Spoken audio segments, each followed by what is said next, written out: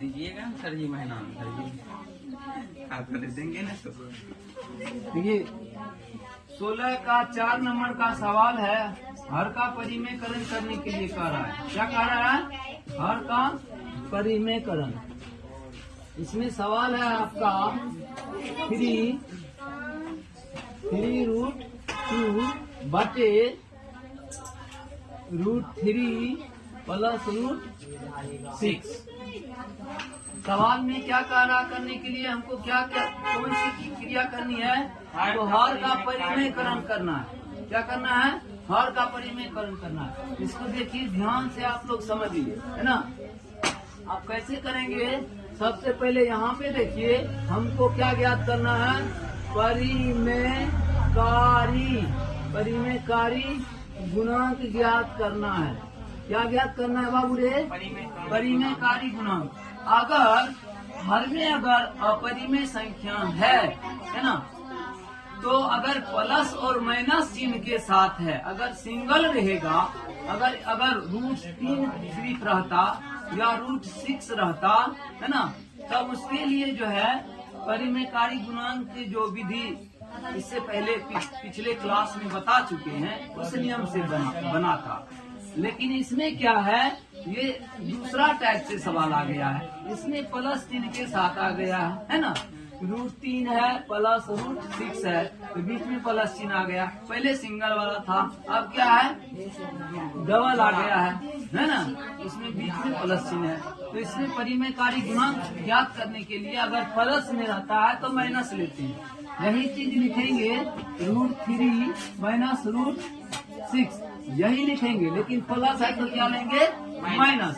ये इसका परिमेयकारी गुणांक हो गया। अब इसी परिमेयकारी गुणांक को ऊपर भी गुना करेंगे और नीचे भी गुना करेंगे, और जो परिणाम आएगा वही इसका आंसर होगा, वही इसका तब हो जाएगा। वही आपको जो कह रहा है हर का परिमेयकरण करे, वो आपका आंसर आ जाएगा।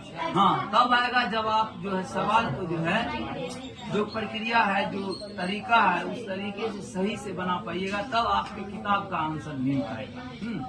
किताब में अगर आंसर रॉन्ग भी रहेगा, अगर आपका जो है जो आपने प्रक्रिया जो क्रिया किए हैं जिस तरीके से सही तरीके से कीजिएगा, तब आपका आंसर सही आ जाएगा। ध्यान पूर्वक इसको समझिए। इसी टाइप से ढेर सारे सवाल है ना। एक अगर सवाल समझ जाइएगा तो सारा सवाल आपका बन जाएगा। अब यहाँ से देखिए √3√2 है बटे 3 प्लस √6। अब क्या करेंगे? परिमेयकारी गुणांक आपका क्या है?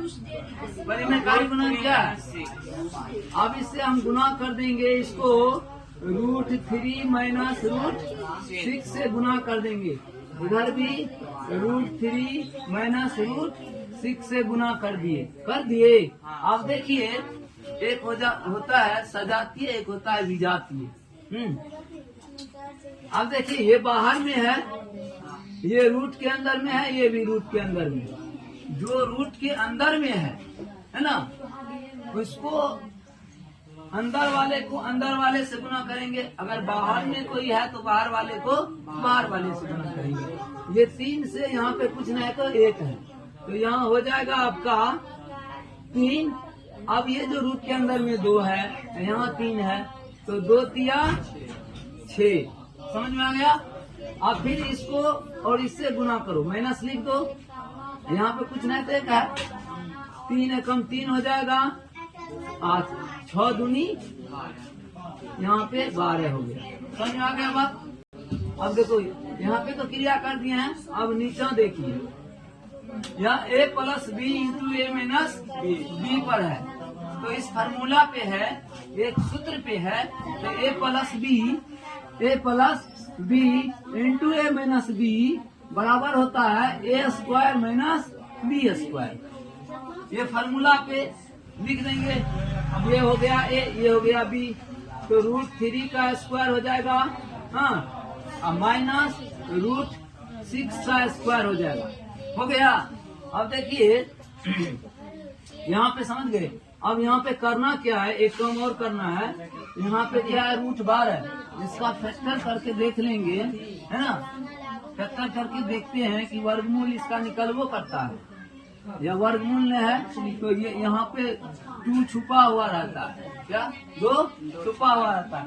उस 2 का कहना अंदर में जोड़ा बनाइए, उसको बाहर निकालिए एक को, है ना। अब देखिए 12 है तो 2 से लगाएंगे 6, 2 से लगाएंगे तो 3 हो गया। तो हम इसको क्या लिख सकते हैं 3√6 माइनस 3√2 इंटू 2 इंटू 3। अब देखिए 2 को 2 है, यहाँ पे कुछ नहीं है तो 2 छुपल है। इस 2 का कहना है कि इसको समूह बनाइए, 2 का समूह बनाइए, है ना, जोड़ा वाला समूह बनाइए, एगो को बाहर निकाल लीजिए। अब 3 का जो है √3 है ना, इसको हम स्क्वायर करेंगे तो यहाँ 3 ही आएगा। और यहाँ पे माइनस है, माइनस 6 का अगर करेंगे तो यहाँ पे क्या आएगा आपका 6 आ जाएगा। समझ में आ गई बात। अब देखिए यहाँ पे क्या करनी है 3√6, यहाँ पे 2 निकल जाएगा, माइनस है, यहाँ पे 3 गुना 2 √3 बटे। अब 3 में से -6 इधर है, तो आपका कहने का मतलब 6 रुपया अगर किसी से कर्जा लीजिएगा, अगर इसको 3 रुपया दे दीजिएगा तो आपके पास कर्जा कितना बचेगा 3 रुपया, -3 हो गया। हो गया, कोई दिक्कत नहीं दिक्कत है। अब इसको इधर समझिए 3√6 माइनस यहाँ पे हो जाएगा 6 इंटू 3 बटे, यहाँ पे बाबू क्या है -3 है। इस माइनस को ऊपर भेज दो, इस माइनस को ऊपर भेज दो। अगर आप ऊपर भेजिएगा तो -3√6 माइनस माइनस क्या आ जाएगा +√3 बटे यहाँ पे आ जाएगा 3। अब देखिए इसमें एक काम और करना है। यहाँ पे देखिए 3 है, यहाँ पे देखिए 6 है, तो दोनों में कॉमन आ रहा है। क्या आ रहा है 3 कॉमन आ रहा है। 3 अगर हम कॉमन ले लेते हैं तो -√6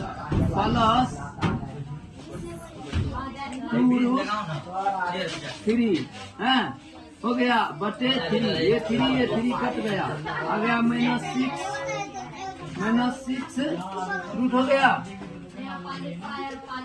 +2√3। अब इसको क्या कीजिएगा बदल लीजिएगा 2√3 -√6। ये आपका आंसर हो गया।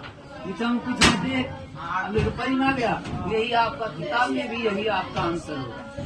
बात समझ में आ गया। दिक्कत भी है, परेशानी भी, थोड़ा सा भी, कुछ भी समस्या होना भी नहीं चाहिए। ध्यान पूर्वक क्या अगर इस सवाल को समझ लीजिएगा ना अच्छे से, तो आपका जितना चैप्टर में ये टॉपिक पे सवाल है सारा सवाल आपसे बन जाएगा। समझे। कहीं दिक्कत भी है, दिक्कत है तो बोलिए, फिर से एक बार समझा देते हैं। इतना देखिए तो किताब में आंसर है ना, आंसर इतना ही। चलिए इसको नोट कर लीजिए, लिख लीजिए इसको, ले इसको लिखिए। अगर ये आगे होगा पीछे होगा ऐसा हो सकता है, ऐसा ही है ना। चलिए ठीक है, इसको जो है नोट कीजिए। यहाँ पे सबसे पहले कोई निकाल करना, सबसे पहले परिमेयकारी गुणांक ज्ञात करिए। प्लस में रहे तो माइनस लेंगे, माइनस में रहेगा तो प्लस। चलिए देखिए